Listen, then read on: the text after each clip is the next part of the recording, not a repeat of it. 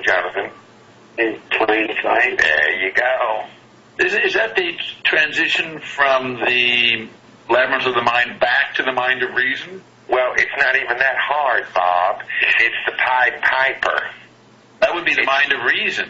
Well, it is the mind of reason, and then that's what validates the signs on the wall that validates your memory of your feeling that thoughts are. And all call to tune, does that mean if we all can recognize this? If you can make a meme of it. If it's memeable. Very good. So let's hear the last part with that in mind. And it's whispered that soon, if we all call the tune, then the piper will lead us to reason. Yeah, that's the process of a private thought becoming a meme.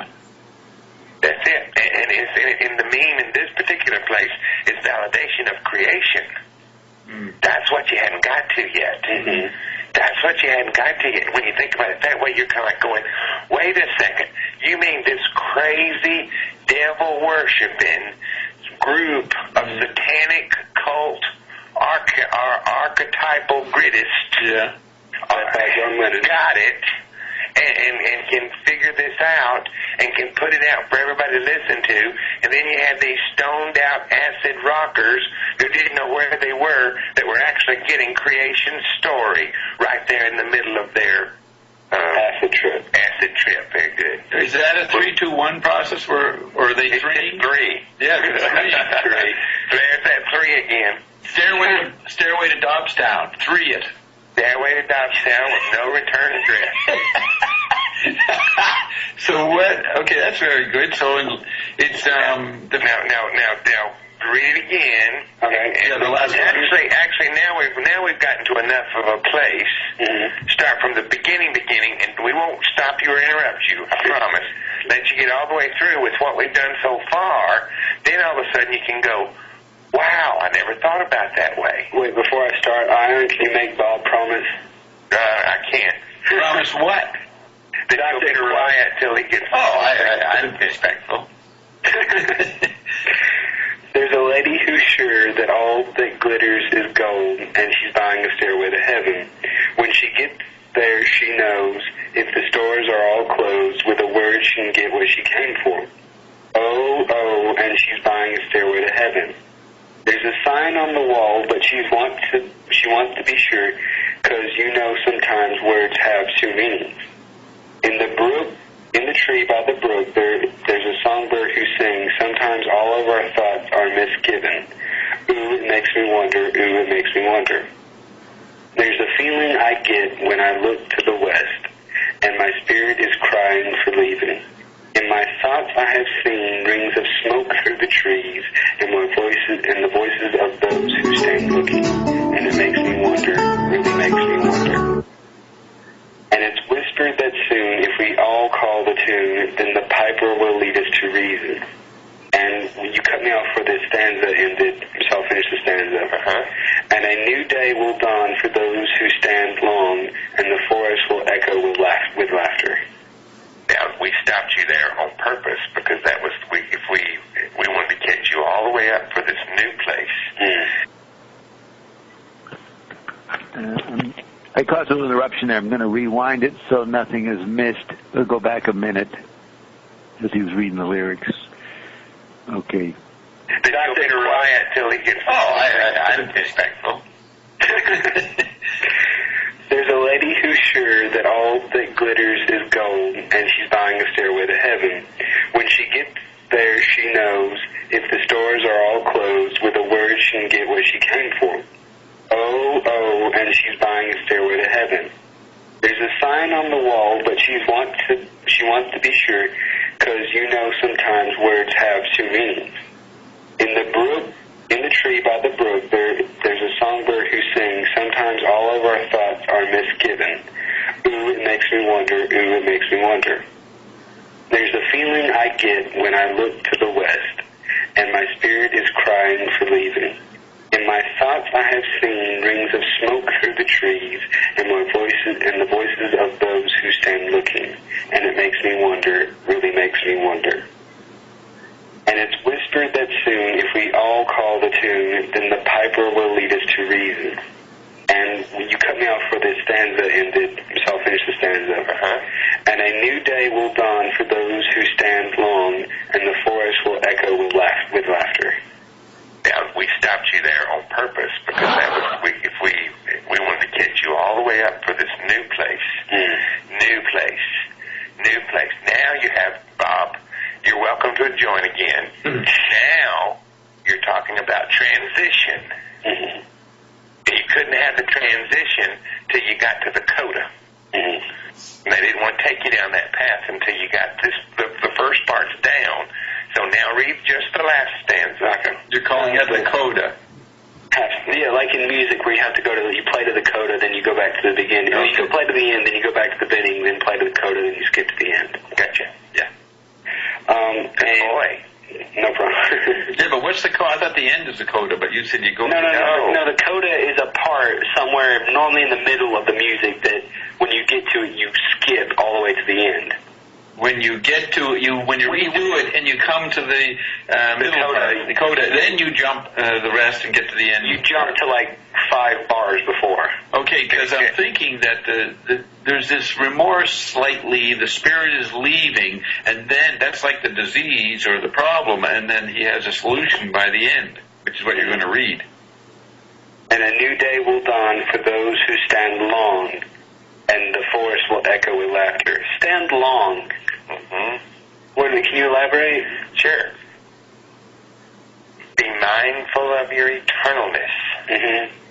Stand long in like a metronome sense of time. Exactly. As a whole note rather than 16 quarter notes. I had to put that in metronome sense of time, didn't I? Good. So you want to read? A new day will dawn, a new mind of reason, or am I reading too much into that? Say it again. No, don't say it again. Oh. It's not that. It's transition. Oh, okay. Yes, it's an if clause. If you can recognize that there is eternalness, stand long, eternally, then what happens? The forest will echo with laughter. That's exactly correct. Meaning it'll be happier. No, meaning that you can hear the trees speak. And they will, and they do. But the forest goes back to the trees with the constant. It's the tree by the brook, which is a given. It's a given. Nobody's fighting against the tree and the brook. And now the bird kind of can question, but they can't fight with the tree. No. The tree is, and the brook is, even though they created it. Okay, that becomes the standard. And the standard, that's like the sign and the reason and the word having a resolute substantiation. So we got that far. Now, or if you can get that far, then there's a new transition that is being made available. Yeah, then the trees come alive. So now, at this point, which one would be the protagonist? Just before you say that, what I mean by the trees come alive, you start to interact with what you thought was a given, stable thing. You're now becoming aware of your interaction and co-creation with it. So you're questioning the constant. Yes. Yeah. And we're not questioning it. The constant is no longer a constant. Just like time was a constant, but I mean, people think it's a constant. The mind of reason does, but it's not. Yeah, that's what I mean. The first part is a statement. It's an image of time, a frozen expanse, and it comes alive in the last section, and that's the new being. And right, we're actually at the guitar solo now, so it may. Well, I don't want to get ahead of myself. Never mind. Yeah, okay. But when you get, right now, the thinning of the veil is making the earth start to laugh. No, it's not. It's making the earth is already happy. Correct? We're just seeing it. You're just noticing it. Yeah. Okay. Yeah, we're noticing it now. The earth isn't laughing at us. You're making it. I don't mean laughing at. I mean it's vibrant and interacting and responding to us. You're looking at the sign and you're questioning whether the signs are right. So you want to be sure. Yeah. And once you get sure that your word can open the store, and you don't even have to give the shirt off your back in exchange thereof, then you start coming back to the constants that are like the brook and the tree. And then all of a sudden the forest can start speaking to to you and lasting with you. And Is this kind of like? Is this kind of like they're questioning the constant of "I think, therefore I am"? No. It's more like the landing in the staircase. Okay. Remember, this is a stairway to heaven. Mm-hmm. So you go up so many steps, and then there's a landing so you can catch your breath. Yeah. That's what this is. And then when you get so far up, you're elevated from where you were, but you're not there yet. But so it's like an elevated point of perception. Precisely. Mm-hmm. Well, And if there is a bustle, B-U-S-T-L-E, Bustle. Like, a bustle in the crowd, isn't that? Rustle and bustle. oh, you mean like on the back of a dress? Oh, yeah. if there's a bustle in your headgrow, H-E-D-G-E-R-O-W. Okay. Headgrove. No, say that again. E-H. H-E-D-G-E-R-O-W. Hedgerow. Headgrow. Don't be alarmed now. Is that have we come to the end of the lyrics? No. We've got another guitar solo and another couple stanzas. Oh, okay. I didn't know that. So I never heard of these things. Hedgerow. Okay, so what is this thing? I think it's actually like a hedgerow. Hedgerow. Yeah, hedgerow. Yeah. That actually does say hedgerow. We were doing we were separating the different syllables. Yeah. Okay, so hedgerow. So it's saying don't be afraid of something. Don't be afraid of the new experience. No. What did they mean? What did they say? You haven't finished it. Go back after the guitar solo. Mm-hmm. You begin. Now do that first part, and then we'll answer all questions. Okay. If there's a bustle in your hedgerow, don't be alarmed now. Okay. That means if there's a bee in your bonnet. Mm-hmm. If there's a contrast that comes along, you've already got the trees. You're talking to the trees, and the trees are talking back to you, right? So you come into that new place. If you get to that new place, and then you get a bee in your bonnet. Which is the one-ing. That's the one-ing. Yes, that's very good, Bob. Redefining, and you notice from your new elevated place, not at the top yet, but you're way further than you were, and then you get a bustle in your hedgerow, or a bee in your bonnet, or a little bit of contrast, or a splinter in your foot, or a pain in your back, or a broken guitar string in the middle of your solo. Blisters on my fingers. Right. If that happens, don't be alarmed. It's okay. You're just noticing it. It was actually there all along. But now you're in an elevated place where you notice. Mm-hmm. And if you notice it, don't be alarmed. That means don't run back down the steps. Just keep on your ascension process. Okay. Go ahead. It's just a spring clean for the May Queen. There you go. Perfect. It's a spring clean for the May Queen. Did you get that? So it's just nothing. No, it is something. It is a seasonal response. You have seasons. Mm-hmm. It's a spring clean. What do you do in the spring? You have spring clean. You move all your furniture out of your house and clean your carpets. Mm-hmm. Okay? And that's for the May Queen. Because spring happens in May. Right. Mm-hmm. Go ahead. Yes, there are two paths you can go by. Oh, now wait a minute. Duality again. Mm-hmm. Okay, now you've reached the landing. But in the long run, there's still time to change the road you're on. Yes, that's metronome time. Mm-hmm. But then it repeats the ooh, it makes me wonder. Now go back. Okay. Now, Bob. Hello? He's taking a break. Oh, I'm here. Oh, Okay. All right. You want me to say something? No, we want you to make sure before we go too much further, if you have questions, we want them engaged. Well, it's a very good description of the wanting process because you get so far and then you reassess, you redefine, and that's, you want to clean it up. You want to do it better. You want to get it better, and that's a spring clean. Mm-hmm. Mm-hmm. It's a natural cycle. You will feel that way. Once you get your bliss, then you'll feel used to it. Then you'll want to change it. A new season comes in. Okay. Now, very good. All right. That is correct. In Paradises Are Lost, Right.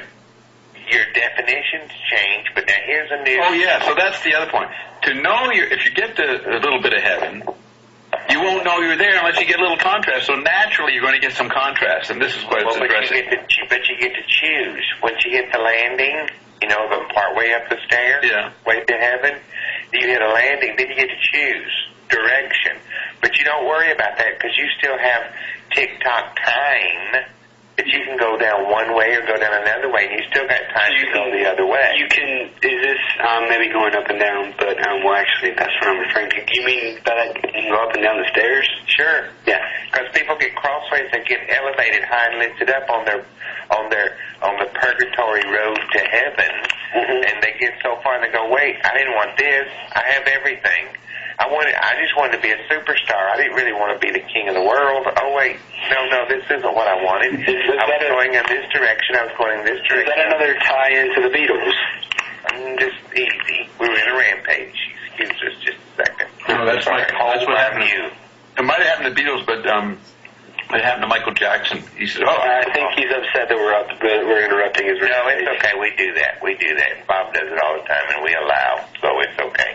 But the point is that you have these illusions of grandeur that you proceed toward, and then the next thing you know, they become manifest in your reality. And then all of a sudden you go, wait, I just wanted a little fame. No, I just wanted a little money. No, I just wanted a little happiness. No, I just wanted a little fullness. So it's not regret, but it's, again, making sure that redefining. It's redefining wanting, as Bob said earlier perfectly. It's wanting as you're doing your ascension process. It's allowing you the idea that if you get a bee in your bonnet, that it's okay to take a break, take the bonnet off, shoo the bee out of it, and you can do that various and different ways, and there's still time for you to continue your ascension. All right, continue. No. Did we get to the end? Yes, you got to the end. So now do it again. Okay. Not the whole thing, just that. Yeah. If there's a bustle in your hedgerow, sorry. Don't be alarmed now. It's just spring clean for the May Queen. Yes, there are to pass you and go by, but in the long run, there's still time to change the road you're on. Ooh, it makes me wonder. Ooh, it makes me wonder. Very good. And then the next stanza is, your head is humming and it won't go. In case you don't know, the piper's calling you to join him. Dear lady, can't you hear the wind blow? And did you know your stairway lies on the whispering wind? Now, do you understand, Bob, while we were talking about from the west, don't worry about which way the wind's blowing. Because the wind is whispering. Wait, does that go back to the whispering if it's all whispered? Yeah. Oh. So it combines those two analogies? Yes, it does. Okay, so... And the reason it does is because you're at an ascended level, and so your whole concept of reality has been questioned, vilified, validated, and verified through those different steps of accentuating if this indeed is the joyful path that is your place of direction or wanting. Now, that was a stretch, but that give us a little of it. But that's what you're saying, is that, what did they think they were saying? This was all conscious to them. This wasn't just an acid trip. Well, no, it was not an acid trip, no. No, okay. Might have been based on the insights from acid trips. Maybe. That's a creation too, though, isn't it? Mm-hmm. Yeah. I was giving it more authority, I guess. All right, that's fine. Giving what more authority? Their knowing of it. The way they could combine where they were to come up with those words that had that meaning, that could work out a sign, work out the process. It was completely conscious to them, is what we're agreeing on. And the reference was from realities that people could embrace. Now, did all the members contribute, or is it one writer or two of them doing? Or is it like the Paul McCartney thing? I know the Lennon McCartney thing.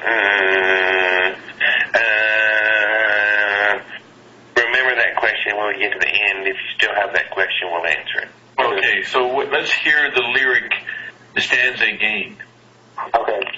Your head is humming and it won't go, in case you don't know. The piper's calling you to join him. Dear lady, can't you hear the wind blow? And did you know your stairway lies on the whispering wind? Guitar solo. Right, now is that mixing up the labyrinth of mind and the mind of reason there? It's combining what do you agree? Everything that happened before. No, it was the last part of the lyric is combining the wind from the west and also the whispering that, from the tree. It's whispered that if we all call the tune. But it includes the irritation, the wanting. Well, no, you get beyond see, you come to the extension, so you don't give that, and if you get a bee in your bonnet, that's not a big deal anymore, because spring clean will take care of that. And you still have time to get through this process, but here we go. Well, wait a minute, so the first lyrics of this first part of this stanza is saying that? Yeah. Can you just read the first? It seems like they're mocking it again. It seems like they're mocking. Well, it's not. It's just giving it enough attention that your stairway to, basically, the short version is that even though you might notice these bees in your bonnet as you ascend, that it's in the wind is the staircase, the stairway toward heaven. The wind is, or the wind is made of? I mean, what's the difference? Okay. No, we're not being cheeky. We're asking what's the difference. If it is, it's more. If it's made out of wind, it's not as a big thing as if it is wind. If it is wind, it's more uncertainty. Well, now wait a second. No, it's not. Never mind. Well, that would be like saying the plane can fly because of its power, not because of its influence on the wind. Mm-hmm. But yet, the climb of the plane is based on wind current of where it's attaching itself to, in which context it is. Mm-hmm. So, without the wind, no matter how much power the plane had, it wouldn't be able to fly. Yes. Correct? Yes. So, if you look at it that way, then it could say, okay, so the stairway to heaven is not on how big is the engine on the 777, the actual deal. On the wind or the allowment. The wind of the allowment of allowing it to ascend. Allowing it to ascend on the wind. And then we'd say, instead of emphasis implied, we'd say flatulence required. And we're on the left stanza now. Okay. Okay, wait, no. So I've drawn up the lyrics here, so I'm looking at them for the first time. Your head is humming, and it won't go, in case you don't know. Yeah, that was the stanza we just went over. Yeah, it won't go, in case you don't know. What's a warning? Yes, it won't. It's not that it won't go. It's not that it won't go. In case you didn't know? Is that what? In case you don't know? Even though you don't realize it, that's still the way it is. Your head is humming, and it won't go. Yes. In case you don't know. Uh-huh. Is there a problem if it won't go? Well, you don't fly. Okay. Okay, your head is humming and it won't go. That means we got a problem. Okay, so after the spring thing, this seems to be continuing to saying you got to be in your bonnet. It's another way of saying your head is humming and won't go, in case you don't know. That refers, in case you don't know, to the next line. The piper's calling you to join him. So it's like you found your knowing in the hedgerow stanza. Now you got to deal with the mind of reason, the public again. Well, the signs. Yeah, the signs. Yeah, the actual music itself on this, and then when you get to the point of being through, you can play it, and the speakers on this are so blasting that it'll come through for everybody. You might even get a different inference. Do you want me to play it through here? No, later when we finish. Later, yeah. But you have time to key it up now. Key it up. What do you mean by get it on the thing so you can say play and then it'll play. Okay, go ahead. Okay, your head is... Okay, so if there's a bustle, you got to be in your butt. Don't be an alarm. It's just a spring clean. Yes, there are 2 paths you can go by, but in the long run, there's still time to change the road you're on, and it makes me wonder. Okay, so that's a little... So that means don't major in the minors. Right, and it sort of continues it. And actually, you know what it's doing? There's the warning in the bustle to your labyrinth of mind about how to handle that. Now Get you're lost. Don't worry about it. Just go on with it. Yeah. Because now you're in a extended place. But now, that's for your labyrinth of, that's your personal. Now the social comes back in, the signs. Also, your head is humming, and it won't go. In case you don't know, the piper's calling you to join him. You're being pulled, your personal revelation is being pulled into public meme land, and you got to figure out your relationship to that. Dear lady, can you hear And the difference between where you are and where you in meme land is. Right. That's part of the difference between you and you. And that's the ascension. You sometimes don't notice that till you start up the stairway to heaven. Right. When you refer to, you often say the difference between you and you, is that the difference between the labyrinth of your mind and the mind of reason? Sometimes. Sometimes. But it also can be from where you are and to where you want to be. Yeah, within the labyrinth of your mind. It's ratios. Maybe, but it could be as simple as let's say you and Connie go to fighting. Right. How long does that last? About a second, because she'll go to bed. She won't fight with you. Right. But let's say how close you are or how far away you are, depending on the contrast that you're trying to make your point, and she's trying to make her point, and she's trying to let you know that you're right, but you don't understand the question, or you're trying to tell her that it's okay, but I don't understand this, and that the distance between you two sometimes is that distance in the contrast that you're coming to understand. And sometimes you get it all figured out and everybody's good. And then sometimes you kind of like going, well, fine, Bob, stay there until you get over it, and then you'll be okay. Right. So the distance between the two is that distance between you and you. Bob that's going to let it go, or Bob that has to be right in the conversation. Right. So that's a distance between you and you. And this is partly what this stanza is about? Yes, it is. And it's also the distance of, okay, here I am, Snicker bar less. Yeah. Okay, and then here I am over here with 4 Snicker bars and I'm swallowing, just one right after the other. Now, how far is it from here where I am without a Snicker bar till I get to the place where I am with 4 Snicker bars going down my throat hole one at a time fast? Now, that's a distance too. And you set the rules. Now, well, the distance is I don't do Snicker bars till I head to the beach. And it's 9 o'clock in the morning. I want a Snicker bar now. I can't go to the beach now. Well, Carolyn did want to go to the beach early. Well, we can work this out. Hey, Carolyn, I'm about ready to go to the beach. It's Bob, it's 10:15. You're not even awake yet. What are you talking about? No, I think it'd be great. We'll go. You want to go a little early so you're not having to come home and then do all the stuff and then try to go to bed at 9. So, yeah, that'll work out great. And then you convince her that you have complied with her request to go to the beach earlier, when the reality of it was just so the distance between you and you could be closer so you could have your 4 Snicker bars before lunch. Right. That's another example of the distance between you and you. And the conformity thereof is making that a shorter stance or a longer stance. Right, so that makes sense. Your head is humming and it won't go. In case you don't know, the piper... Wait a minute. Non-physical's making sense. Wait. Your head... Your head is humming and it won't go. In case you don't know, the piper's calling you to join him. Dear lady, can you hear the wind blow? And did you know your stairway lies on the whispering wind? That implies enjoy the ride. Absolutely. And start laughing with the whisper of the trees. Yeah, of the threeing, 3 to 1 or threeing, that's already been laid out in the previous stanzas.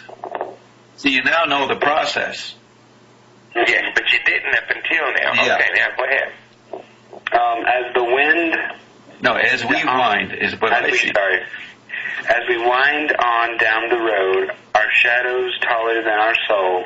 Whoa. As we continue the path, as we wind on the road, what was the next base? Our shadows taller than our soul. Now, wait a minute. The shadows. Bob, what do you know about shadows?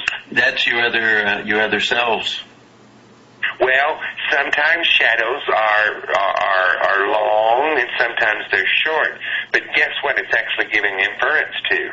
Well, later in the day, if you go by the sun, the shadows grow longer because the sun's at a different angle. Is it referring? Well, the angle is what we're trying to... Yeah, but that's not... You're great. That's perfect, but that ain't what we're talking about. No. It's a very, very good example, because then it'll let every people listening to this understand it. But it actually, what it's giving is once you get to the whisper of the tree, that's when different worlds can come into your environment. Because remember, this is a stairway to heaven. Heaven is in a different plane. Heaven is not a 777. Heaven is a different world. Heaven would be a parallelism for this world. Did part of Led Zeppelin die in a plane? Did he die at all? It wasn't a he, it was a group, but... Bob? I don't know. Somebody died, I think. But if so, that'd be quite ironic. But right, but the thing, Jay, Ion, is that's what I mean by shadows, parallel worlds. So you're agreeing with me? Yes, absolutely. But we can't. They did it so softly. Yeah. So softly that everybody just was like, "Oh, okay, cool." They mean long shadows late in the day, short shadows top of the day, kind of thing. Okay, and now that's good. Now continue. If everybody's good, see, they're all. Your stairway lies on the whispering wind. There's the pointing out the parallel worlds. Then it said, and as we wind on down the road, our shadows taller than us all. We now know of the parallel worlds. That's a given. That's right. It's acknowledged. It's a sign. Yeah. It's a sign. But you're not sure. But there's a sign. Yeah. But you've already gotten the whole process of how to know with your word, because you can validate your signage of where the mean is, the difference between where everybody thinks it is and where it is. You want to know, but then your thoughts are. That's significant. And then we've kind of wound all the way through that even if you start your ascension and have a little contrast, that's okay too. There's still tick-tock time to work it out ever how you want to. And then as you're ascending, then the shadows become long. And that longness of the shadows allow you to participate in ultimate parallel universes that you also have thoroughly, completely, fully created, established, and validated. What's the next part? There walks a lady we all know. It's a recognition point, okay? Who shines white light and wants to show how everything still turns to gold. Gold. And if you listen very hard, the tune will come to you at last. When all is one and one is... When all are one. When all are... I got is on mine. Okay. When all are is one, or all are one, and one is all. Well, which is it? Mine is, well, we're about to play the song, so... All right, we'll hear it. Which is it? Yeah, to be... Is and aren't the same thing. They're different tenses. So it's very interesting that it's very interesting for us, and maybe not to you all. Y'all are the marvelous creators. You get it all. We're just trying to help you along here.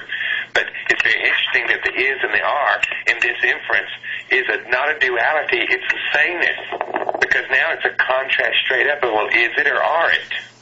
Well, are means that all can, and is mean that it might just be in one individual. Well, it's one lady, but the one lady that's supposedly explaining that the streets of heaven are made of gold. So are you saying that it doesn't fit? Either doesn't fit?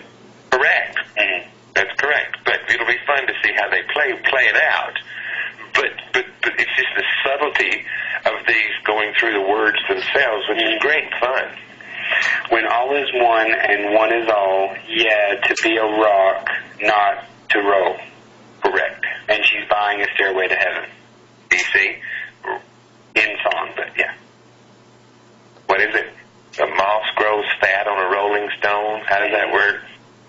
Or is that referring to the band? No. No, it's a band width, but not a band of music. So it's saying, and it also dives into their genre, rock and roll. But it's just a cheeky way to make it work. Okay, well, I guess I'll play the song now. No. Let's hear read the whole thing through now. The last stanza. The last stanza, okay. As we wind down the road, our shadows taller than our soul, there walks a lady we all know who shines white light and wants to show how everything still turns to gold. And if you listen very hard, the tune will come to you at last, when all is one and one is all, yeah, to be a rock, not to roll. And she's buying a stairway to heaven. And guess what? That's the definition of WAP. Definition of what? Guess what that's a definition of? Did you say Bob or WAP or Bob. Oh, okay. Bob. Which line or what is a definition? That last stanza. That's a very workable, good definition of what you know as alchemy. Right. And it's also summing up the whole process. You're going to go through what we've learned from all the standards. Turning oxygen into gold, right? Is it referring to that? Well, turning anything into gold, metal into gold. Mm-hmm. But see, it's now saying, that old line, first I'll tell them what I'm going to tell them, then I'll tell them what I told them. This is telling us what we now know. Well, we already do, but we didn't know we knew because we thought we knew what we know, but we don't know what we know because we question what we knew because our thoughts didn't know what we knew, and we thought we knew what we knew, and then we knew we know what we don't know, but we don't know what we're not sure of, and then we have questions because we knew that we didn't know that we weren't sure that could be, that might be, that could, that we knew that we know. And then we tweet it and ask our friends what they think about it.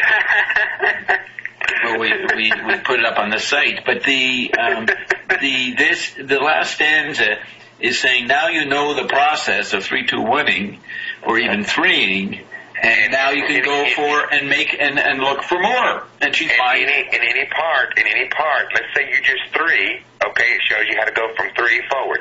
And then if you want to get tangled up with 1, then you can do some 1-ing. It shows you how to do that. Yeah. And then it shows you how to notice where you are, where you is. Yeah. And once you notice your isism, then your isism can go, okay, well, that's no big deal. But the sun is up. It's the daytime. That's not abnormal. See, it's not. The sun did rise today. Okay, it's a normal thing. Well, what if a day it didn't rise? Well, then that's a 1, and you get to deal with that. And it doesn't change reality, our perception of reality. It just becomes a new isism. Right. Because what I'm here to tell you, and you need to make a little notation or not, please yourself, things that you know that are soon not going to be. Right. And you mean make a note of the time? Make a note that all these things that you're calculating as signage that is not necessarily. Yeah, as the mystery landscape surfaces. Well, the mystery landscape is, you've answered every mystery within the mystery landscape, but there's a new landscape. These bastard children that your bodies keep procreating are fixing to turn everything you know upside down. Right. And just so everybody knows, that's my only point, all that you know that is may not be. Right, and so the last stanza says, I'm happy where we are, we understand the process, I understand it, and now I'm ready for more. That's what, and she's buying a stairway to heaven. That's ready for more. You agree with that? Well, she's not buying the stairway to heaven.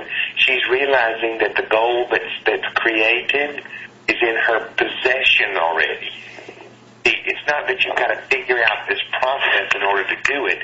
It's that you have to figure out that you've had the process all along. Like she was going after heaven not because she wanted heaven, because she wanted something that was in heaven, correct? Correct. Like she wanted just being famous, she wanted just the wealth of being famous, and then she found out that there was a lot of other things that went with it she didn't like. Exactly, and then it's kind of like, it's like Heath Ledger. You wanted fame. Well, then the fame game got played, you won. Then you're like, ooh, what was I thinking? Why would I want that? Wow, wait a minute. I've got a buffle in my hedgerow, and I'm pretty high up, so the only place I can go from here is to fall. And he suicided himself. Well, everyone does, but yes. But you're explaining why he did himself in consciously? Yes. Took an overdose or whatever it was? Whatever, he checked out. His library card was due. But he took the drugs to check out? He thought that'd be the means to do it? Well, he couldn't deal with where he was. Right. His is became more than he bargained for. Bob, it's kind of funny how you did that. Sorry. Anyway. Who did that? The way you asked that question, you kind of went roundabout instead of just asking it. He did, and it's great because he's played with us enough that he knows if he takes one misstep, he sets off a rampage and takes it a 5:15 laudable conclusion. Bob is, just be easy, Jonathan. Bob is a paid professional. Just know that. He knows how it works. Okay, so now you want to hear the song? I think you want to read it all through again, or is that too long? No, we'll play it. Oh, okay. Okay, it's Stairway to Heaven off the Best of Led Zeppelin Volume 1. Very good. And now, wait. You got to give credit. In order to put this on a recording, it's copywritten by whom? Led Zeppelin. All rights reserved. All rights reserved. Because you're giving credit because you're not using it otherwise. Okay.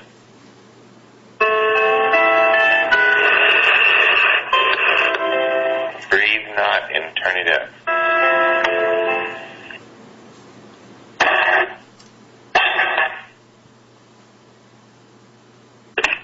Fine. That's the song. Not a bad song. Not at all. It's quite interesting, though, how he got more aggressive at the end. Yeah. As we'd established after the transition, when he's kind of back to where he began, or no. That's when he's number 3, he got a really not aggressive, assertive. That's what happens when you come into your power. That's the point. Once you know, you'll stand right up in the middle of the crowd of everybody and tell them just exactly how the milk got in the coconut. Yeah. And you don't ask, and you don't ask permission, and you don't yield, and you don't bow, and you don't scrape. You know. And once you know, and then if they don't know, that's their problem. It's not yours. And then therefore you eliminate them and what they think out of your place of beingness. That's when they start having trouble. That's when your government start having issue with you. That's when they don't understand. You anarchist. You're turning up the apple cart. You think you can hear the wind in the trees. You think you can buy your way to heaven. No, it didn't say that. It said you can own the stairway to heaven. Very good. Right. It was interesting at the end, and she's buying the stairway to heaven. The stairway. That's correct. That's correct. Not a stairway. She now knows. That's exactly correct. Very good. Very good. And does it get aggressive at the line if there's a bustle in your hedgerow? Is that where it begins? No, it got aggressive on the last stanza. And as we wind on down the road, right. It's starting over again, but with full confidence. I think, I know. Like his, it wasn't more aggressive, more assertive. His voice opened up, and that's how he sings in all the other songs. Yeah. Like in the beginning, he felt unsure of himself, like he was questioning how he was singing, trying to sing in the classical rock, Frank Sinatra kind of stuff. It's autobiographical. The whole song is autobiographical. He mimes the process he went through. Probably. Whoever wrote this, whoever tried it. Isn't it interesting, though? We heard the words, we sieved the words, and then you heard the music, and it's almost like, wait a second. Well, I mean, how did you get there from there? The bass lines, I was sitting where it could actually vibrate my chair. Yes, but that is not exactly fair. Not most human creators have a subwoofer attached to their PC, so... I was playing it off my Peapod. Oh, your Peapod? Oh, okay. Well, but still the speakerage. But your point is, Jonathan, what? That it did add a lot of resonance and vibration than just the words. I mean, the words were great, but the music kind of emphasized their meaning. It created a melodious flow so you could tell which way the wind blows.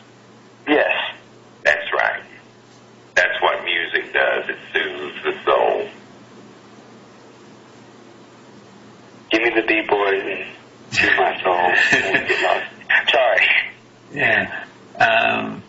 So That's very good. I recommend. Well, whenever we do this again, I want to do another song. I don't think we can do it tonight, but another song, "Across the Universe" by the Beatles. Right. Okay. Don't forget "Highway to Hell." We like that one too. Yeah, so it turns out very appropriate that we pick this for Melting Titanium. Did we imagine having non-physical interact a bit? Isn't it amazing? Well, yeah. What is the interaction? You're just you're just turning up the volume because you don't create, but you help us to appreciate what we created. That's correct, and arrange and allow and orchestrate every creation that is within your forecastable, manifestable reality. Do you also help not drum up but show the default manifestation?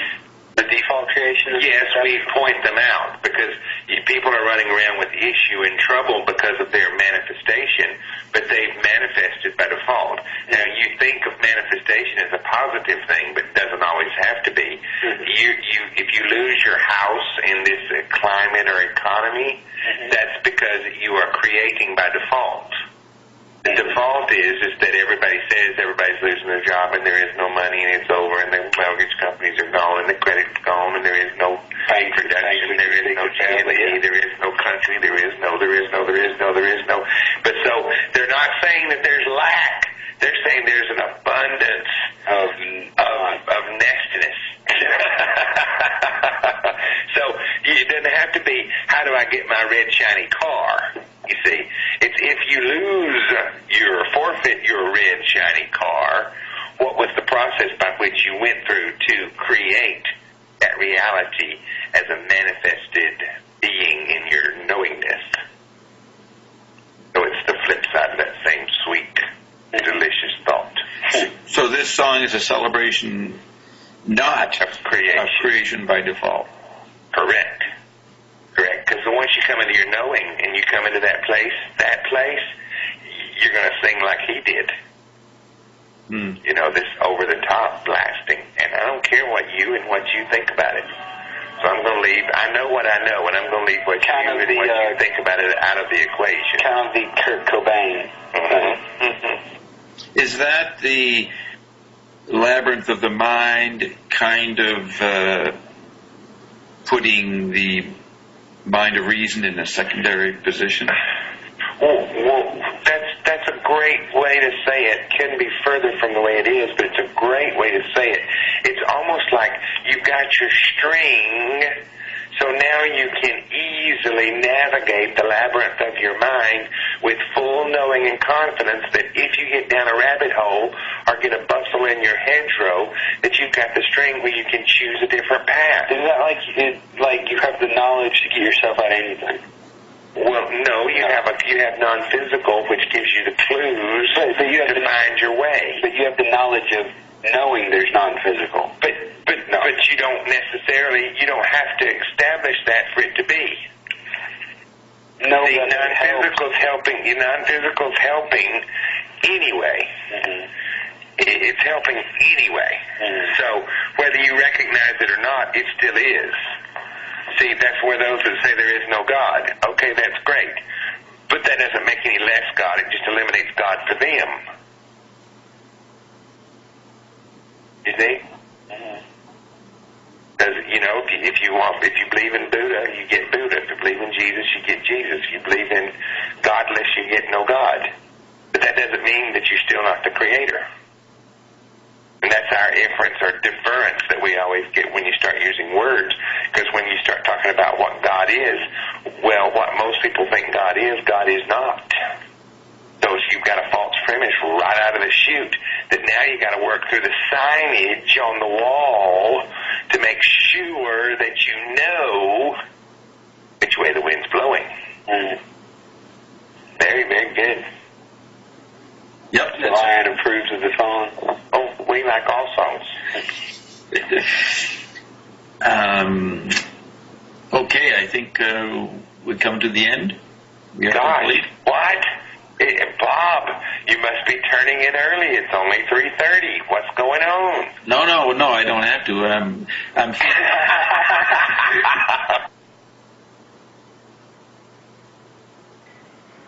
Okay, that was Ion elaborating the lyrics to Led Zeppelin's song Stairway to Heaven. And that was recorded back in October 2009. So, 6 years ago? Okay, let's see if Bert's come in.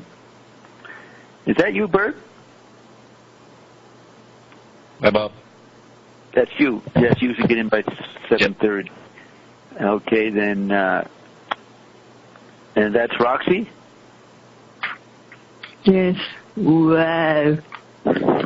Makes Another me wonder. Wow from Roxy. Another wow. We get several wows there over the last few weeks. Makes me wonder. I wonder in all the senses of wonder, like with amazement and with interrogation. Multi-sensuous wonder. So, Bert, you know what? What we did is Roxy requested Stairway to Heaven a while ago. And so I remembered that, we could play, even though we sell it, make it a special, and play Ion analyzing the lyrics to Stairway to Heaven. So that's what we just heard. You probably own that recording, right? Yes. You probably have a copy of that. Yes, it's interesting to hear. I haven't heard it in a while, but that's really interesting. It's spot on.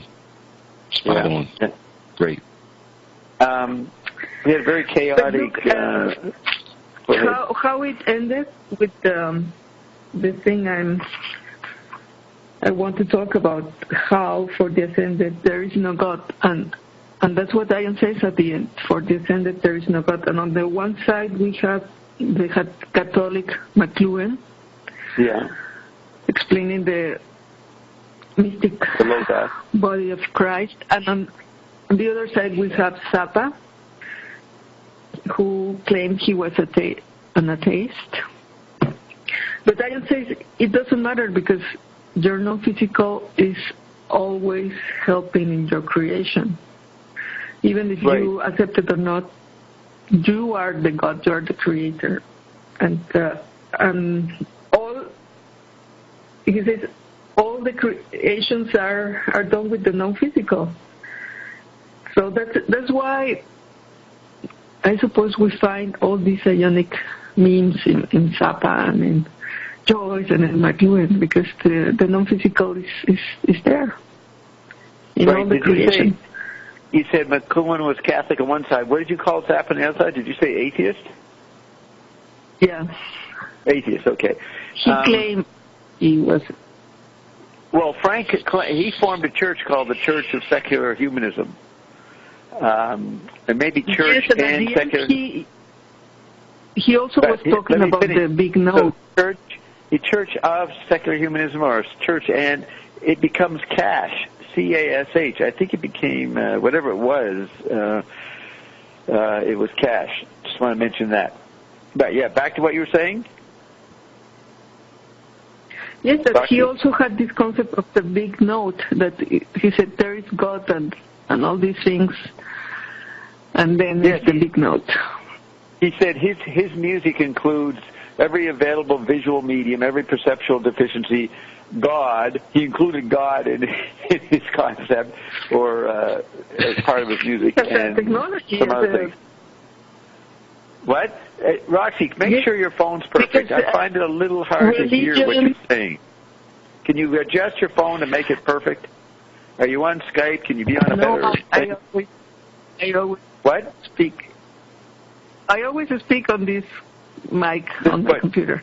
Right. So put the microphone down by your mouth or something. It's just slightly blurry, and I hate that. You can't make out what you're saying. So have you adjusted it? This is the weird payday where nothing is working. No, it's okay. It's okay, but it's not perfect. Is it my phone, Bert? How's your phone for hearing Roxy? I can hear Roxy, but you sound at a distance, Bob. You sound like you're at a distance than normal. Oh, okay. That's a drag. Well, we had chaos, Bert. We played. First of all, we had and that you did your Shiva dance. Yes, the video killed the radio star, Bert. I came on and played the music first hour and showed myself dancing in my new video hookup with Bill. So it was a very interesting evening. But Ion got pissed off, and Ion demanded me to play the song called "The Video Killed the Radio Star," and I couldn't get connected to Bill. The phone would work with anybody else, but it would not connect to me. So Ion claimed that they shut it off and caused a total ridiculous hour, which we'll delete from the archives.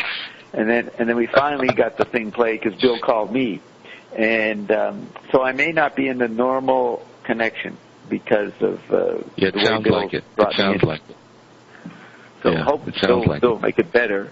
So what? I have a couple of things I want to do. What do you want to talk about? Something, Roxy? Well, about the whole song. Yes.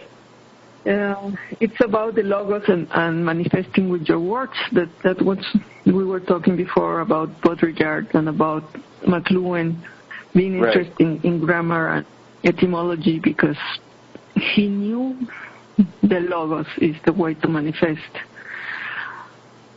And Ian has told us that, for example, McLuhan and Captain Beefheart were doing this parallel world thing, and I suppose Zappa knew about all those things, and maybe he himself is eternal and is doing also this parallel world travels. So yeah, I think Ion. I think he said, Beefheart Captain Beefheart was the weird one, came in from another dimension. Zappa was more normal. I don't know if the Zappa it would occur to him to fake his death, or I think I answered that, and I don't know about his parallel worlding. Even though he sang about it, and We're Only for the Money, he called it Discorporate. But there's more to be found out about Zappa as his reality unfolds. He definitely understood there's no time. He really understood that point. So I was thinking that... yes, and I like his version of the Stairway to Heaven because he's doing like a sitcom. He's adding these laughs, like these comedies on TV, and making fun. Ooh, makes me wonder. Ooh, of the woo-woo. The landscape, but at the same time, he's. I think he reflected really from all the songs, from all the composers. He knew he chose very specific songs, and in that record, there's also, for example, the Ring of Fire, and in this one. Ian is always also talking about the artness and the isness, and Zappa had this song, You Are What You Is. And in there, they say, you wonder who I wondered to, you used to was, who I was anyway, and what to do. I used to work at the post office, just scratch your head, but I don't want to do my do and look around. Just to see what's going on. He's playing with all these things, but he's really wondering, and he's really wondering in amazement. Yeah, what did you just read? What did you just read? That is from the lyrics of You Are What You Is. Oh, okay, right, yeah. Because it's like you wonder who you are. And he's making fun of people thinking you are your possessions or what you put on or what you have. But he's really going deeper into this wondering. What are we? Yes, what are we? I'm looking for a Zappa article. But, Bert, you don't get to say much, Bert. You want to say some things? Your thoughts on Zappa so far? I got your letter to Prince Charles this week, Bob, and I saw that in your 10 programs that Zappa, you flip into Zappa and the occult, from Cosmic Awareness, Marshall McLuhan, Peter Beater, and then it flips into Frank Zappa. And I was wondering if you could elaborate on that, because I found it interesting. You start out Zappa's in music in your program 4, but in your program 8, it starts, enhances Cosmic Awareness, there's Obsolescence, Marshall McLuhan, retrieves Peter Beater. But then it flips into Cosmic Awareness, eventually flips into Frank Zappa. Yeah. And I find that Zappa, I've listened to a lot of sporadic interviews, because there's a lot of interviews with Zappa, and he has a gleam in his eye, and he really is performing in all of his, as if he has some hidden knowledge. And I do remember also that you met Beefheart and Zappa at a UFO. So I suspect that Zappa had some experience that he never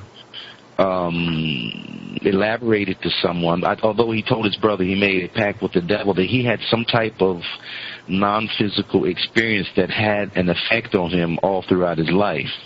Yes. Maybe. Yeah, no, that's true. I didn't meet Zappa and Beefheart they were like 18 in 1958. I didn't meet them at a UFO scene. I was out there on behalf of my employers to look into the new UFO phenomenon, and that's when I stumbled across them in a club. I think it was Bo Diddley was playing, and I overheard them and introduced myself in a club, but the UFO thing wasn't part of them. But the psychic stuff, you'll see in the Bob Marshall interview with Zappa, we bring up the fact that in an interview in '69, someone asked him about the psychic, and he says no comment. And that could mean, he doesn't take it seriously, he's not interested. So we asked him about that, and he said, well, you don't talk about something like that with someone who doesn't know anything about it. And he was being interviewed by probably a teenager or someone, early 20s. And he was saying he actually valued the topic. He would not discuss, quote, the psychic, with someone in a silly context. Another time he was on a teen TV show, and Grace Slick from the Jefferson Airplane started to interview him. She was on as a guest, and she started asking deep questions, and he said, a discotheque is not the place for us to talk about that kind of thing. So that's McLuhan awareness. The medium, the context you are in determines what you're going to do or how you're going to discuss things. Now, I would discuss it, but he was very aware of that, and he would not talk about it in a silly, what he thought was a silly, distracting context. Now, he talks about higher level, the Pauline Oliveros artwork in the 60s, that you're dealing with things above human hearing and below human experiencing, and they come together, and he says UFOs might be like that, psychic phenomena. He definitely thought about it. Then Gail talks about the psychic experience she had after her first night sleeping with Frank back in 1966. And she never... another time after he died, she said, after Frank died, she said that he would write about things, and then he would notice that they'd show up out in the media someplace. So that would be like my version of synchronicity. And he would comment on, as she implied, that he knew he kind of manifested, or there was some synchronicity going on between what he was doing and the world out there. So there are many different involvements, hints that he was interested in the psychic stuff. In my encounters with him, I found him to be a very soft person. Definitely a kind of person in a stereotypical way who's into the mystic. That's the way he was. And he said that he dropped his Catholicism around the time he was 18 when he studied Zen. Zen somehow got him out of the Catholic idea. And then he asks in the United Mutations pamphlet for the fans in the late 60s, he says, he has the question, is God ESP? And I think he might talk about that in the communication among his students, the musicians. So, and another interesting point is he says that his home was decorated in the style of Rumpelstiltskin. So what is that? He calls it Rumpelstiltskin decor. So there are lots of points that Frank showed that he was interested in mediumship. I read him now you have cosmic awareness. I do a tetrad on each of what I call the holy offices. McLuhan, LaRouche, Herbert W. Armstrong, Finnegans Wake, Dr. Beater, May Bussell, Garrett Dean, Club 22, cosmic awareness. So, you push McLuhan, enhance the rhetorical school, it obsolesces something, retrieves one of the other holy offices, and then flips into the opposite in a way. So cosmic awareness flipped into Zappa. And it's interesting, cosmic awareness, and then Zappa, in the 70s, wrote a song called Cosmic Debris. Not cosmic awareness or cosmic consciousness, cosmic debris. So he even has the word cosmic in there. Roxy likes citing that song. But the way Zappa was, he was a good antidote to the New Agey, occult, airheadedness. You know what I mean? Because he would point out the practical aspects of it. He did say about the New Age, in one rare interview, it's the only time I ever saw him talk about it, and he said, the New Age has a lot of interesting philosophy. If they could get more organized, develop some leadership, and make it a political movement, he thought that would be pretty neat. So he actually was quite, rational, poised about things. He didn't. He would fit something into the scenario. He didn't just dismiss it. Most people put down the New Age, but he said no. They got interesting ideas, but don't know what New Age he meant. And when I read him what Cosmic Awareness, I got to read him what Cosmic Awareness said about his work. And he listened and he said, kind of just kept quiet. He definitely would keep things to himself, I found. He might have talked to Gail about things, but certain personal things of what he actually was interested in, he wouldn't talk about, it seemed. Yeah. Well, that's what fascinated, just like I said last week with what he told George Duke when he was improvising, is that he saw shapes, and he would see the shapes coming apart, coming together, and that's how he did his improvisation when he played the guitar. So it appears that he did have some type of mystical experience that drove him musically. Yeah, I heard an interview Go ahead. You heard an interview, yeah.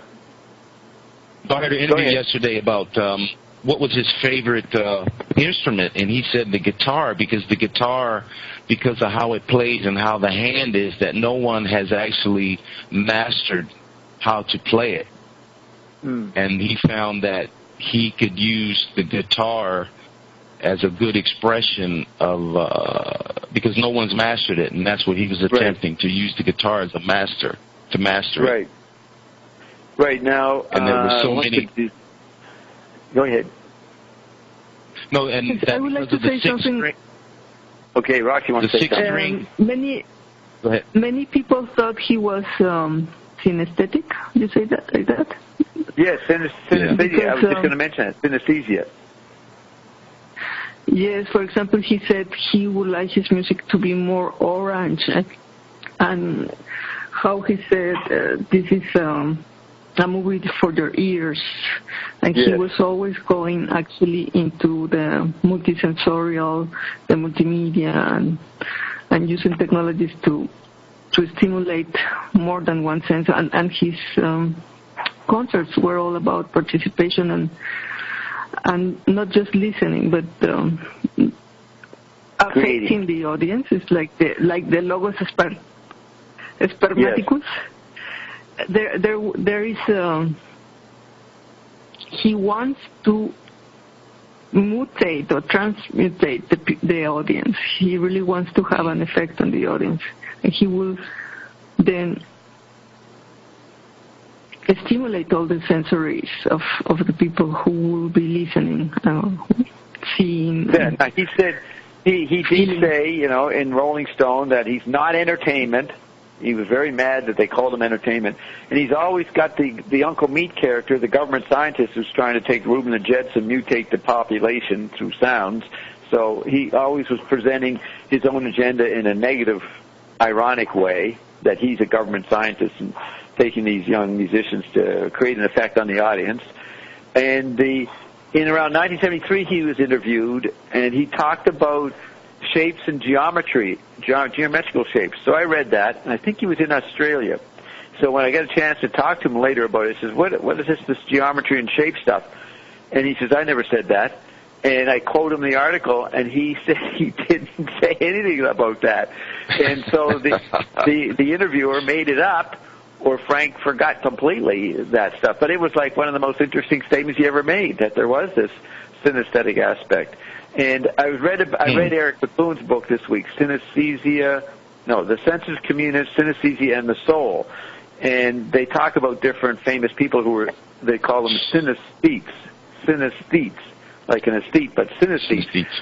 They didn't name Zappa, but they named many people, well-known people. But the case, in that book, what comes out new is that Eric analyzes the Catholic part, or brings in the Catholic doctrine part of Marshall.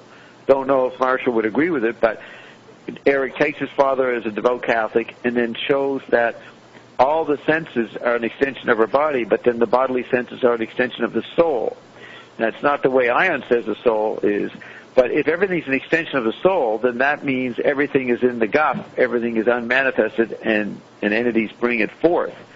So what you were saying a little while ago, that everything comes from all of the technologies come from somewhere. It's from non-physical. That seemed to be what Eric was saying within Catholic terms, that technologies are extensions of the soul. So I just want to add that part. And I really like how Ian ended, and he says they arrange and orchestrate all creations. So again, relating it to making music, to composing. Creating is a way of composing. Talking is composing. It's like you're making the point, Roxy, that both McLuhan and Zappa were assisted by the non-physical. I guess everybody is, but there was something helping them there, even though they had opposite dogma about God. Right? You were saying that either way they both were super creative. Yes, because at the end, Ion says here in this recording, it doesn't matter if you believe in God or not. You are the one creating. Right. The one and Ion is helping non-physical. And did he say non-physical is helping you? Yes. He says all creations come from non-physical. So did he say that? Did he say those words? Even if you recognize it or not, yes. Even if you recognize it or not, they're helping you.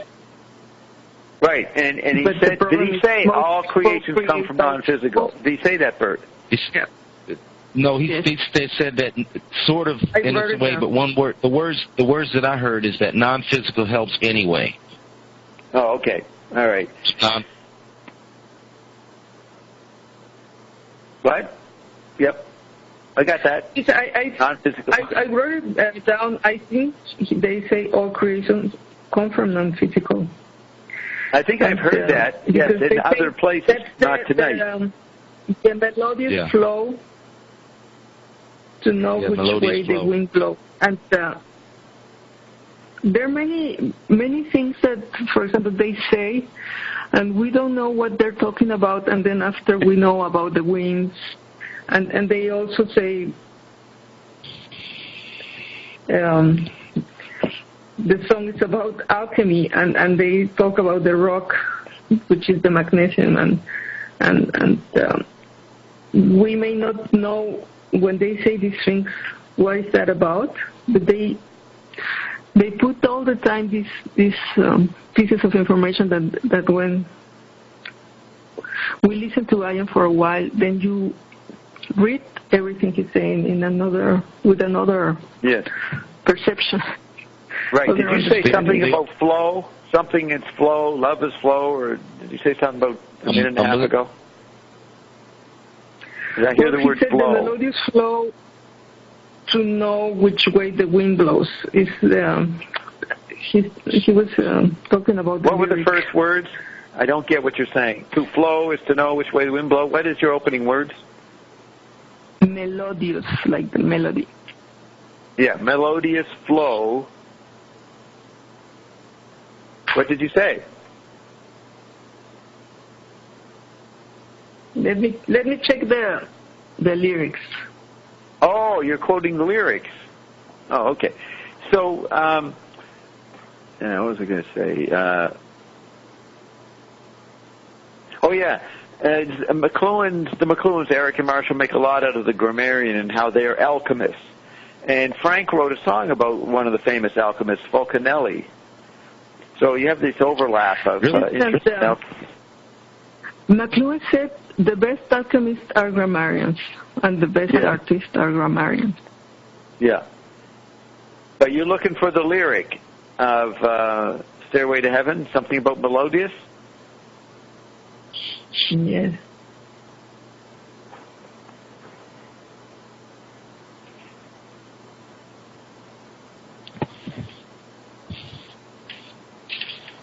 Mm-hmm. No, maybe it's not in the lyrics. I thought it was in the lyrics because I was not looking at the lyrics, but I had to. You're saying you got to fix that mic. What are you saying, Roxy? I have to get you to repeat everything. You're what? I thought it was part of the lyrics, but it's not. You know, it could be this lousy connection with Bill's phone. It's just seemed a little bad this week, and I can't seem to get connected through my phone. So what, Bert, what is she saying? It's not a lyric? Couldn't find the lyrics? What is it? No, it's not in the lyrics, but I do remember that Ion was talking about the winds, and he mentioned something about the melodious flow of the winds, or some reference to that. But the melodious flow was not in the actual lyrics. What's the word melodious? Melodious. Melodious. Okay. Melodious. I apologize to whoever's listening to this that we have to do this, but fuck it. We got to do it. We got to find out what people are saying. There's this. Okay, what else do you want? Roxy, what do you want to talk about? I've got things to talk about with Frank. What do you want to do? Well, I was really curious because of the castle and the stairway and all these things, and the discussion we had about the soul and its anesthesia. What did Ian say about Chambord? He told me not to say what he told me is not to be told publicly, but it is the way we're talking about it is definitely happening. And there are a couple of things I could tell you privately, but I won't say it publicly, Roxy. But it is a unique place. Very unique. Yes. Yes. Yes, but well, I think both of McLuhan and Frank were aware of the power of the words to manifest, as we saw in this song. Well, I find Zappa tended towards the nominalist and the dialectician. The way he would emphasize being rational, but his music is not that. But often his opinions and his philosophy were all-Americanism, all-American individualism. Yes. Slightly old-fashioned. Yes, but I think. Yes. Trying to understand the mystery landscape and the non-physical doesn't mean you are illogical.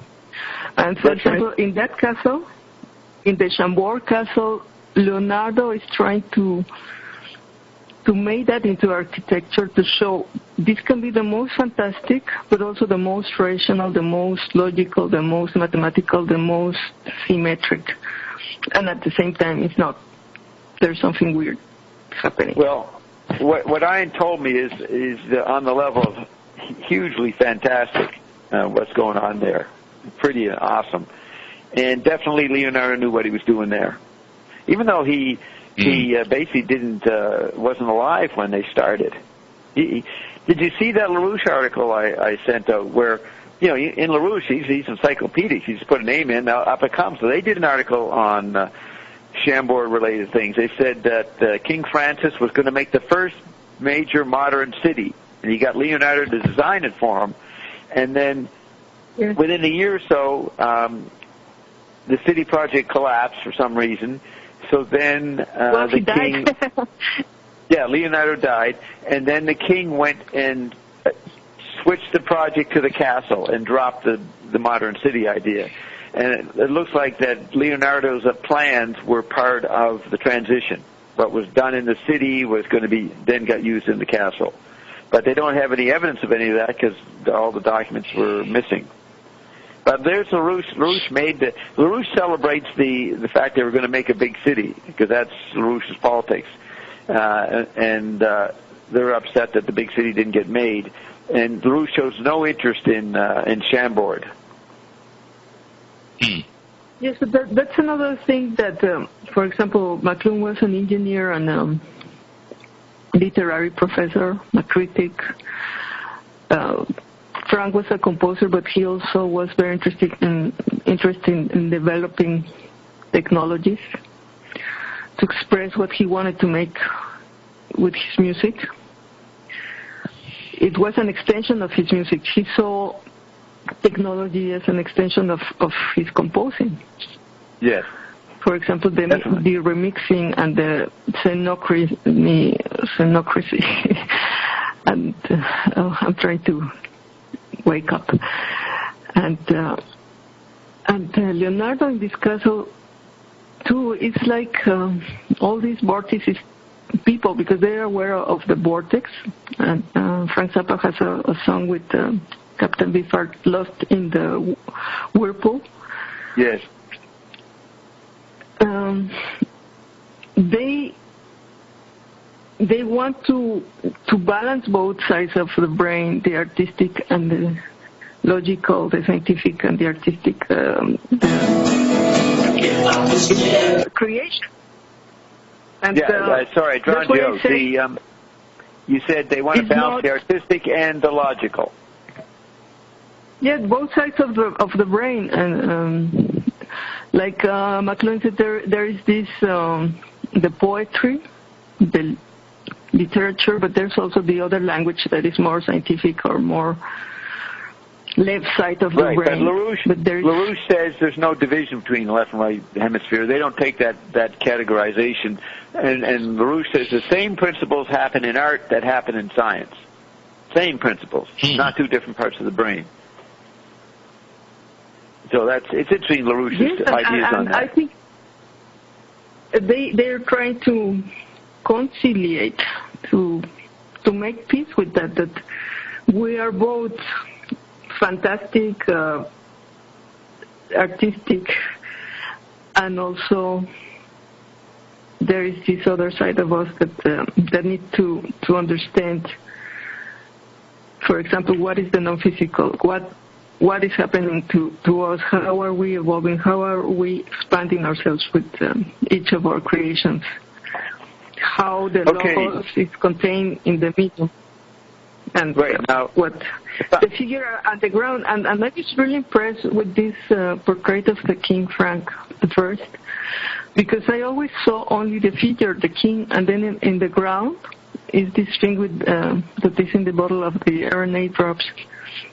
So it's like he's saying, you have to look for both, like McLuhan was saying, you have to understand both figure and ground, not only the content. But now, the medium is the message.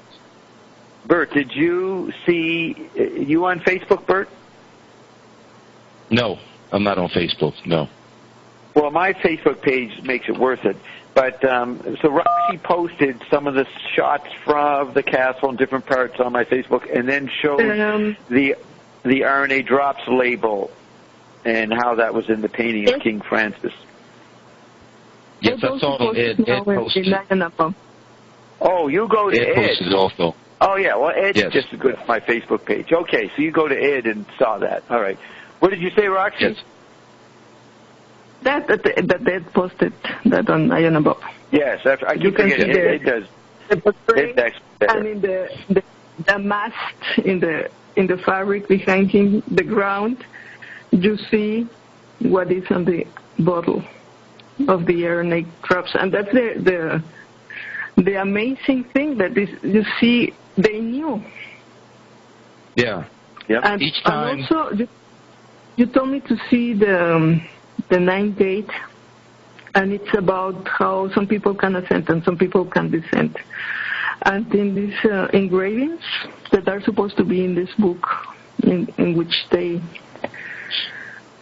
if you follow the right book or you have the right thinking and feeling, and you ascend, but if you are into the material, you descend. And there are some engravings, and in one, for example, there is this king playing chess with a little man, and behind this, the king and the little man.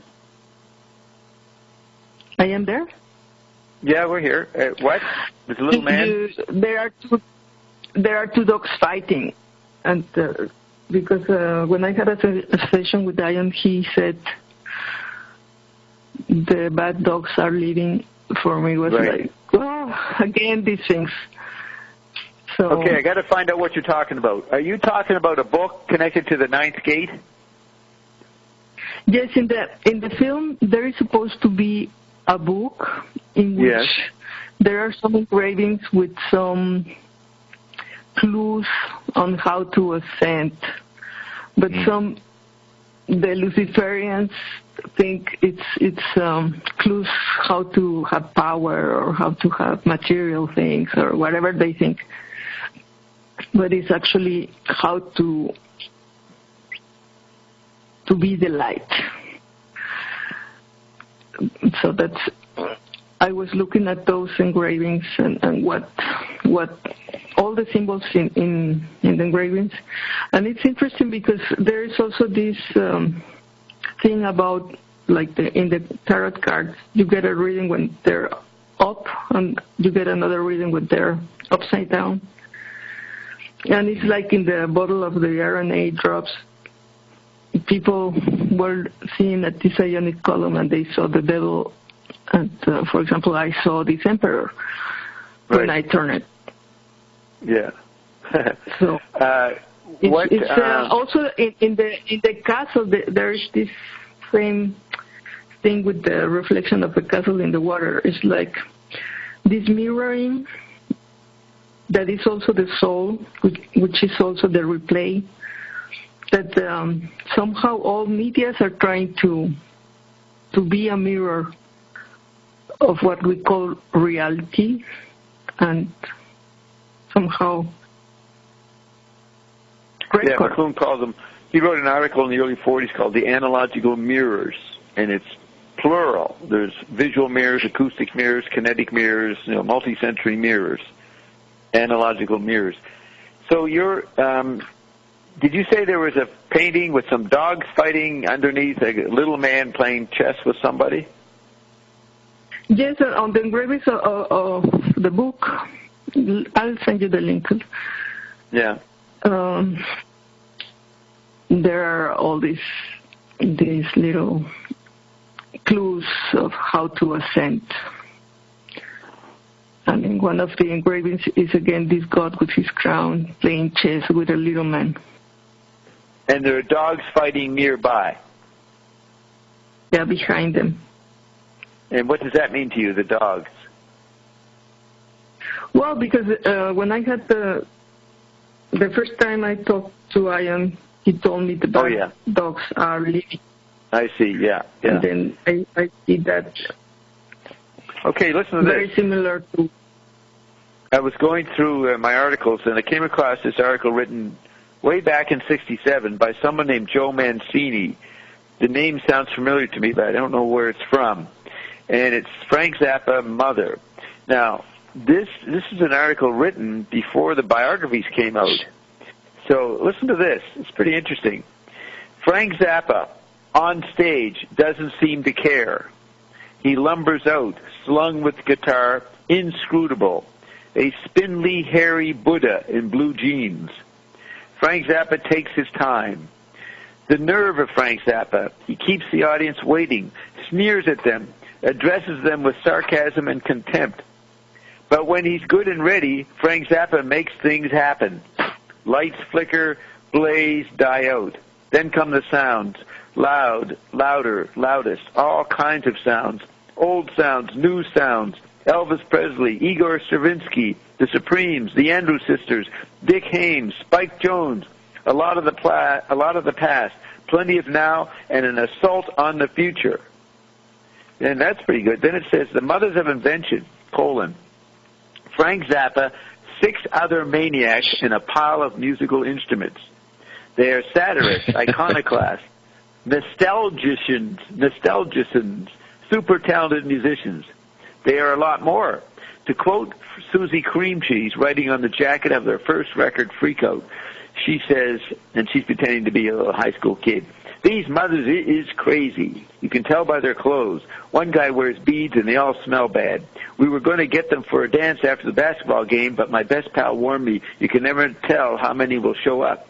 Sometimes the guy in the fur coat, that would be Zappa. Sometimes the guy in the fur coat doesn't show up, and sometimes he does show up, only he brings a big bunch of crazy people with him, and they dance all over the place. None of the kids at my school like these mothers, especially since my teacher told us what the words to their songs meant. So that was on the back of the Freakout album. So this guy quotes that, and then he says, Frank Zappa in a Greenwich Village coffee house, pink shirt, red and blue vertical striped bell-bottoms, black snake hair, Mexican bandit mustache, straight from the lower lip goatee. It's pretty good that we have a Mexican princess being the expert on Zappa. I'm going to grow a mustache. Yes, you grow a mustache. Mexican bandit mustache. I can do anything. Yes, straight from the lower lip goatee. Then it says composer, arranger, conductor, and then mother of the mothers. Frank Zappa, 26, so that would be 1967. Frank Zappa, 26, divorced, suspicious, cynical, real. Frank Zappa tells it like it was. Now, so this is a pretty perceptive article on Frank, very early. You know what I mean? Then the guy goes into some history. Maybe he spent some time with Frank, because he says, Frank Zappa is a 13-year-old boy living in Monterey, California. His mother is fond of soap operas. Nothing else is heard on the radio. They don't have a record player. He lives a sheltered life. He's never even heard of rock and roll. Now, that would be 1953. Nobody heard of rock and roll in 53, 54. It doesn't really burst on the scene until 54, 55. He stumbles upon a recording of G by the Crows. It turns him on. I remember we have more details on that. He heard it on the car radio. And then he quote from Frank, I beat my folks over the head until they get me a drum. It's just a lousy little snare drum, but it's a start, unquote. So that's after he hears the song G by the Crows. Now, Frank Zappa is 14. He hears his first symphony. It later leads to his composing works for chamber music ensemble and symphony orchestra and scoring big beat adaptations of Mozart, Holst, and Varese. Except for 6 months of harmony in high school, Frank Zappa receives no formal musical training. Now, we know now from his brother that he did hang out with a famous composer, Carl Cohn, who's listed on Freakout, which reminds me we got to do the next bunch of Freakout names. Carl Cohn let Frank sit in to his musical writing class, and remember, he was shocked that Frank would write perfectly on ink paper, not on scrap paper. Like, he knew what he wanted to write, and he wouldn't worry about making a mistake. He wouldn't make a mistake. So, except for 6 months of harmony in high school, Frank Zappa receives no formal musical training. Quote, I have a lot of trouble with school. They keep throwing me out. Then they figure I'm not really stupid, and they send me to junior college for a couple of hours a day, unquote. Then he says, Frank lands a spot with his first rock band, the Ramblers, in San Diego. They work places like the American Legion Post No. 6. It's a start. Remember, he said that earlier, the snare drum, it's a start. Now, it's pretty incredible. This kind of information wasn't around until Dave Wally's book came out in the early 70s. But anyways, Frank Zappa and the Mothers, recording artists. Freakout had an advance sale of 15,000 copies, in brackets, for a first record, exclamation mark. It's now sold a total of more than 125,000. Absolutely Free had a 45,000 advance. The Mother's Wild Sound on record, without the sneers, without the looks of boredom or ennui, without all that hair, without the clothes, the beads, the beards, is something else. The Mother's Wild Sound is something else. I like this guy. He can hear the new environment. And then he says sounds, lampoons, sounds, dissonant, sounds, electronic. One song runs into another. Are these mothers insane? Frank tells it, quote, the main thing is that we're impossible. Think that. The main thing he describes the mothers is that they're impossible. Judged by any commercial standard, we have nothing to offer the American public. Ask any broadcaster. He'll tell you right away. What they don't want is us. We have no business working and making money. That sounds like me. We are a fake radio show. We have non-physical here. We are totally irrelevant to your lives, other than you are going to be killed very shortly if you don't join us.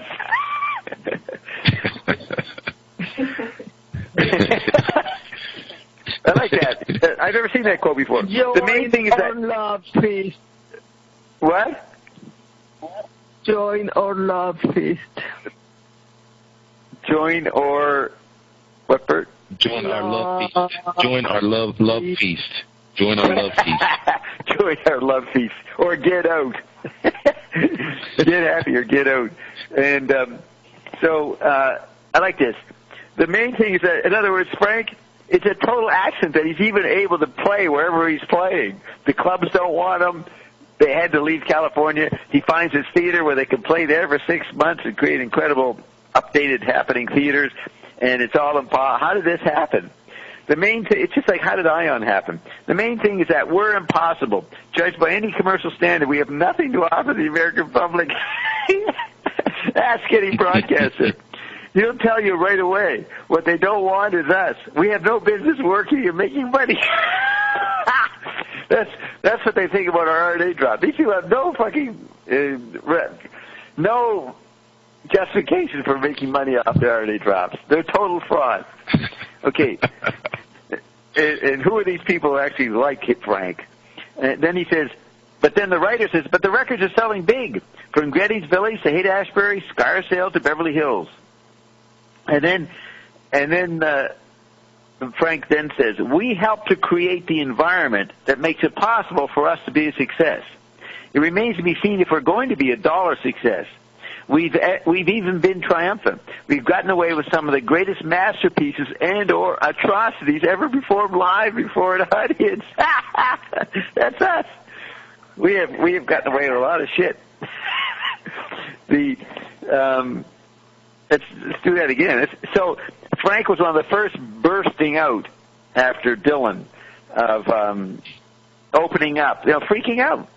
So he says, we help to create the environment that makes it possible. Now, he's saying this before anybody's even heard of Frank, but he's already been operating for a year or so in L.A. and causing a big scene there, street riots and all that.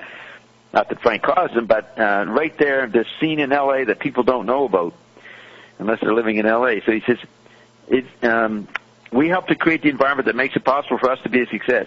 It remains to be seen if we're going to be a dollar success. We've even been triumphant. We've gotten away with some of the greatest masterpieces and or atrocities ever performed live before an audience. So he knows that some of his stuff is a masterpiece. Right? He knows how awesome it is what he's doing. He says, we also got all this masterpiece and atrocity on record. Then he says, and I've never seen this quote, it's improvised insanity.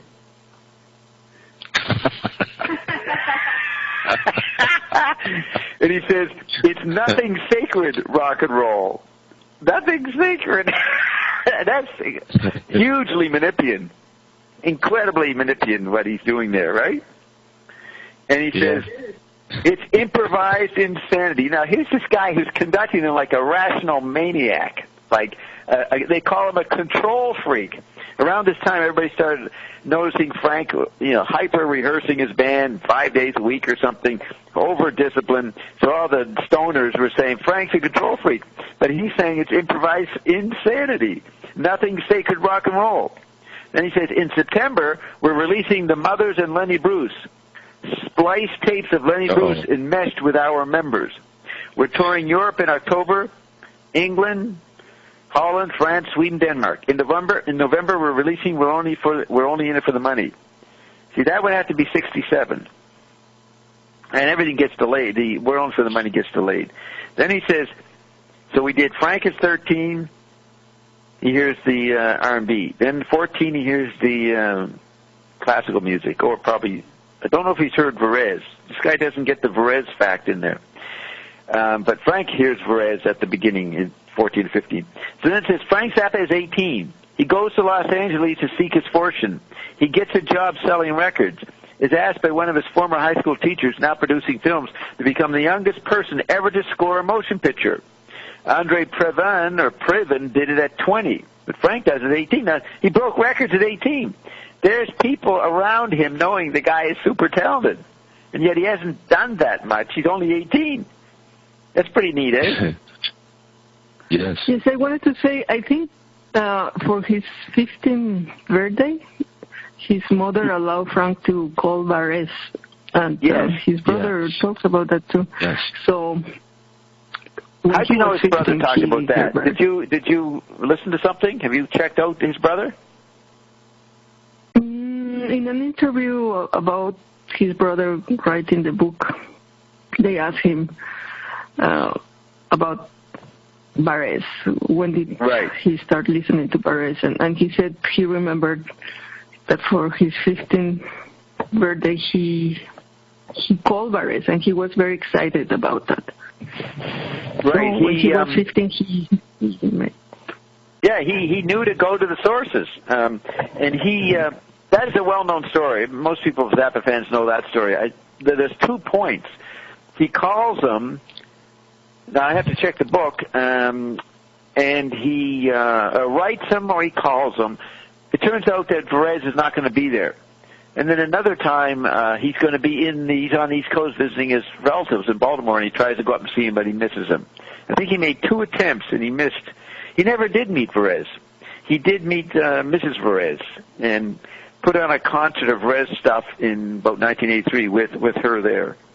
But I could stand corrected on the order. I don't think he wrote to him, and then he guessed. You know what he did? I know when he phoned him, he said, a guy like this must live in the Greenwich Village. So he called information with no clue, but just a hunch that he must be listed in Greenwich Village, and he was right. He found the number. I don't know, the operator told him, but they looked in the Greenwich Village, and that's where he was living. And so 50 years later, I'm with Carolee Schneemann, one of the earliest women performance artists. And she pointed out the place in Greenwich Village where Varese lived because she was Varese's secretary in the late 50s, early 60s. As a performer, as a budding artist, she knew to hang out with Varese. So that was interesting. Carolee Schneemann, you might want to look her up, Schneeman, or M-E-N, but it's probably M-A-N. She's the famous mid-60s radical performer in the art world. So then it says, Frank is 18, but the movie's leading lady has a miscarriage. Production is halted. Frank goes to work for a greeting card company. He marries at 19. Frank Zappa is 20. He ties with Previn when he scores The World's Greatest Sinner. Then the first picture, Run Home Slow, resumes production. I never knew that. He actually didn't really win. He almost won, but then the thing stopped because production stalled because leading lady got pregnant. So he was on the way to becoming the youngest person to ever score. So all he did was get a dead heat with Previn. At 20, he tied Previn. Then the first picture, Run Home Slow, resumes production. Frank Zappa's 22. The mothers of invention are about to take shape. His marriage is starting to fall apart. End of that kind of sequence. Then he says, the writer says, the best of the mothers are musical geniuses. The worst of them close to it. So the best of the mothers are geniuses, and the worst of the band are close to geniuses. That's what this Joe Mancini says. Then he says, their numbers, or songs, are a kaleidoscope of electrified sound, emerging here, vanishing there, mushrooming, flattening out, exploding. Fireworks. You don't catch all the strains running through this music. But what you do catch pulls you in. You don't catch all the lyrics either, but what you do catch stimulates. They're rebellious, belligerent, tearing down the bad guys. High school, parents, tearing down the bad guys, tearing down high school, parents, the establishment, outmoded moral traditions. Then Frank Zappa, 22, gets the use of an expensive, fully equipped recording studio in payment for a debt owed him. He starts putting together experimental noises. The material is being formed. The idea is being developed that will someday form the repertoire of the mothers of invention. This is a tremendous article for so early. There's a group playing somewhere. All right, so the material is being formed, the idea is being developed that will someday form the repertoire of the mothers of invention. There's a group playing somewhere. Roy Estrada, now a mother, is part of it. He picks up Jim Black, another present mother. Then Ray Collins joins the bunch. Ray always has been a troublemaker. He picks a fight with the guitar player. They come to blows. Ray wins. They need another guitar player. Somebody mentions Frank Zappa. Then it has a quote from Frank. Frank says to them, tell you what I'll do, says Frank, who has the run of an expensive, fully equipped recording studio. I'll be the leader of the band. And the writer says, who's to argue? It's his bat and ball. I mean, the guy has his own recording studio. That's pretty neat. And this is, when teenagers or young people didn't even have a tape recorder. But anyways, he's got this expensive, fully equipped recording studio, so therefore he'll be the leader of the band. Who's to argue? It's his bat and ball. They pick up another 3 musicians along the way, Bunk Gardner, Don Preston, Billy Mundy. They play a lot of crummy joints, topless bars, go-go palaces. They go to a party in L.A. A lot of important Hollywood-type people are there. The mothers perform. They get more work. The Action Club, the Whiskey A Go-Go. The mothers are formally founded on Mother's Day 1965. But Frank put out in 1974 the 10th anniversary booklet on the formation of the Mother's Day, Mothers 1964. So I was actually trying to figure that out. But recently, I'll have to check what the biographies say. Anyways, the mothers are formally founded on Mother's Day 1965. The name is slightly different. There is no of invention. In its place is an unprintable collective noun. So that means motherfuckers. So they originally called them motherfuckers, I guess. How's that for trying to get gigs? I mean, you're just not going to get it. Nobody's going to let you in. I mean, it's like what Frank said to Ion on September 2nd, 2009, when we brought Frank in to talk to Ben Watson. Ion was saying that Frank was always trying to sabotage his music. He wanted to upset people. That was his main thing. And he got very pissed off when he got popular. His whole mission was, I mean, this guy doesn't want to be known. He doesn't want to interact with any of society. Anyways, this is a tremendous article in terms of how did this guy get this information so early.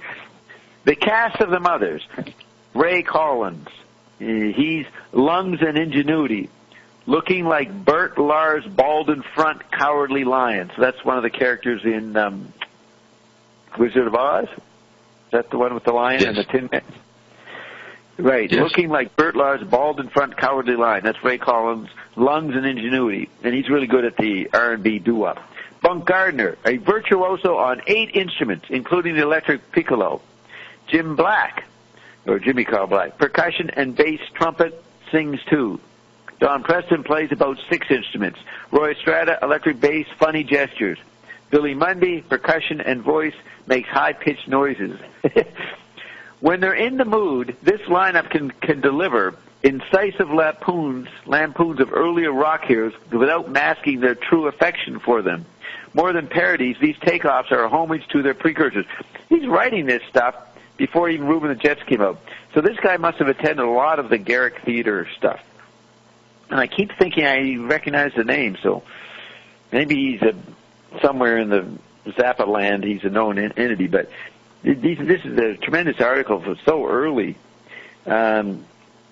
More than parodies, these takeoffs are a homage to their precursors, the doo-wop and R&B. The thing about this article, this guy gets Frank. Most people get one angle on him and say, oh, that's what he is. This guy's getting the whole range. Then he says, their original stuff is best described by the titles, and he gives some of the titles. Mr. Green Jeans, spelled G-E-N-E-S, Call Any Vegetable, Son of Susie Cream Cheese, Who Are the Brain Police. Then he says, these songs are performed to the accompaniment of, 1, physical gestures, Marx Brothers humor, audience participation, and dissonant harmonic structures. That's what the songs are accompanied with. Then Frank, quote from Frank, sometimes the audience thinks some of the gestures are obscene. They're right. Now, Ray Collins, tearing off a strip from a head of lettuce, says, leave us alone. L-E-A-F. Leave us alone. Then Frank says, we invite screamers and laughers up on the stage to blend with our music.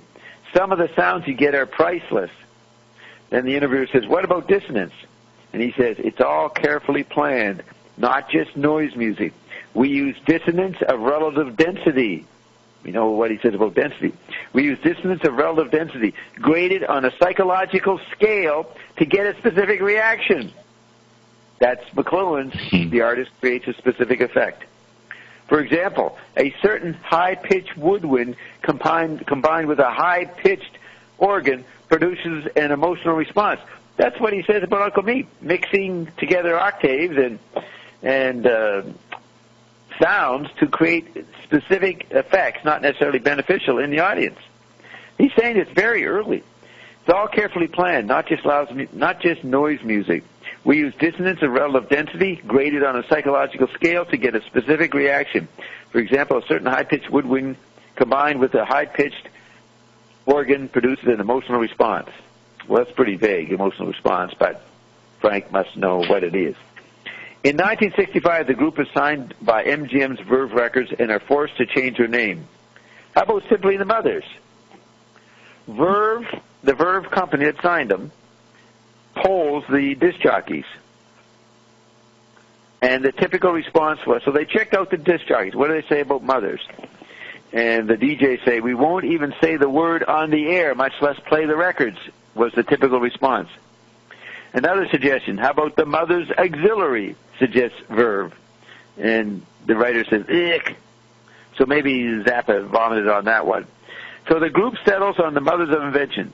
As they become more successful, their billing is starting to look something like this. The Mothers, in big capital letters, and then small letters, of invention. So they start to emphasize the Mothers again. Then the writer says, who knows, someday they may get their original name back. So the Mothers cut Freak Out, the album, in March 1966. Squeeze in a month. Now, I was doing some pretty interesting things in March 66. So there's a nice synchronicity there. Personally, I'll keep that to myself. The Mothers cut Freak Out. Oh, did you guys see that Licio Gelli died? Licio Gelli. He's the guy presented in Coppola's third Godfather movie, the third one where they show the murder of the 30-day Pope, September 1978, and it presents Licio Gelli as the guy who murders the Pope. Now, this guy could murder the Pope and go on and still run for European Parliament. This guy was the man behind the scene in the Banco Ambrosiano scandal. Frank writes about him, writes about Banco Ambrosiano in Them or Us. But I just said something. I'm going to check my diaries. I'm just going to look at my diaries for a second. Timeline. Go down to March 66.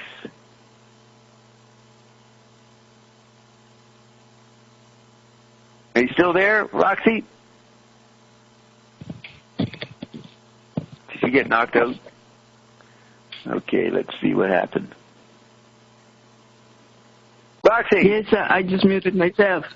Yes, I'm here. You're still there. Okay, good. All right. You must hear everything. Everything I say, you must hear. Yes, I'm hearing everything about Hitler and all. Okay, so here it is. May 22nd, 1966. You can look up that diary entry. It is in Rome and New York. Two places in the period May 22nd to May 31st, 1966. So I have the person I'm speaking to, I call him not so well-known European businessman. So he says to me, we've got to get a hook into this student unrest that's increasing in the United States. Since their leanings are to the left, it has to be through the socialist parties. Look for someone with a grievance in there, in the socialist parties. Bob flew into New York, and soon after perusing the radical journals for a while, he got in touch with a writer calling himself Lynn Marcus. Then the conversation says, Dobbs, is Lynn Marcus your real name? Marcus says, it's Lyndon Hermile LaRouche, Jr. What's your complaint? LaRouche says, well, I'm a Platonist. I've made some discoveries that show that the real stream of Platonism is a story suppressed and untold. There's a technological basis for the conflict between Aristotelianism and the real Platonism. Then I say, I think it was Coleridge who said men were either Aristotelians or Platonists. LaRouche says, yes, and the Romantics were certainly no help to my antecedents in that century. No help to the Platonists. The Romantics were certainly no help to my antecedents in that century, my allies being thinkers like Humboldt and Riemann. Didn't we go to the Humboldt College, Roxy, in Berlin? We walked by it?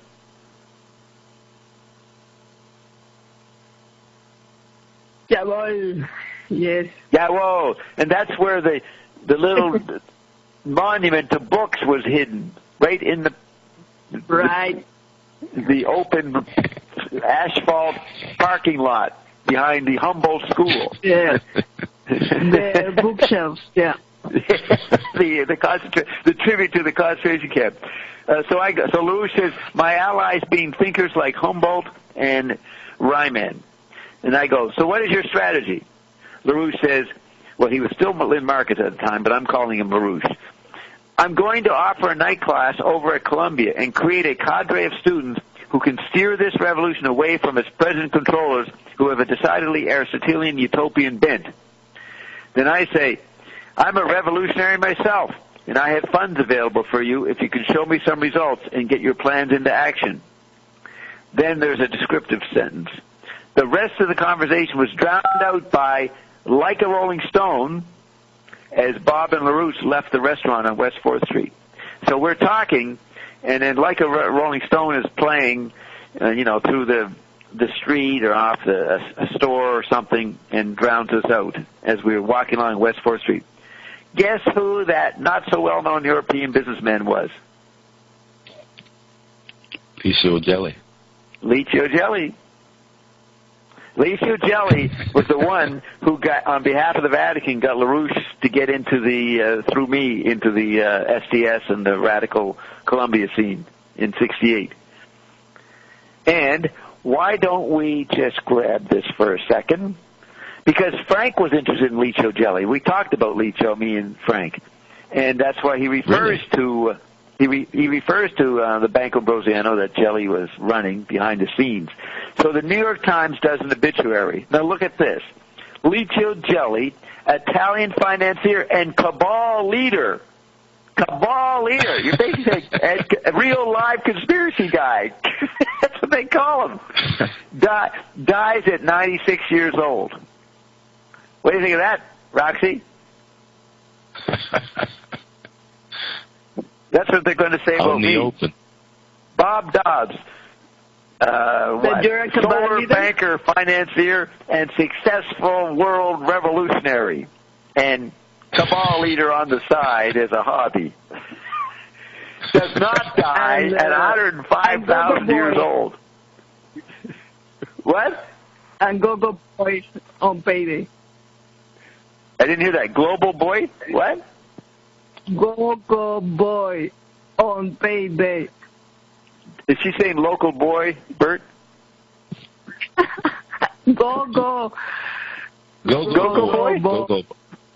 You mean like a go-go girl? Go-go dancer? Yeah. Yes. Oh, yeah, that's right. I was a go-go dancer today. That's right. What I did today is still invisible environment. It hasn't even registered on my brain.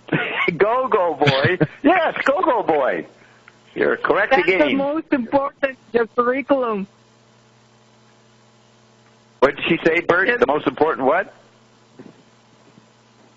Just I didn't hear that your part. most important achievement in your curriculum. What I did today?